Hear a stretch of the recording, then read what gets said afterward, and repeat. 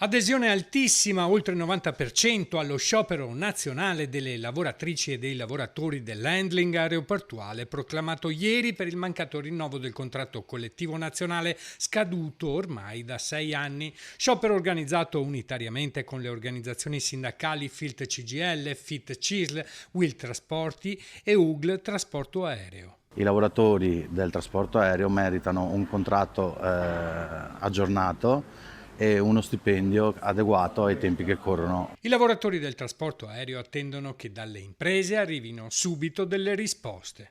Ma non solo, in realtà vorremmo dare visibilità alle condizioni materiali di lavoro di questi lavoratori, che esprimono una fortissima professionalità, ma che hanno condizioni, carichi di lavoro e condizioni anche di rischio di lavoro molto forti. Sindacato e lavoratori promettono altre azioni se non verranno esaudite le loro richieste. E se l'associazione non darà segnali di oggettività al tema, noi proseguiremo.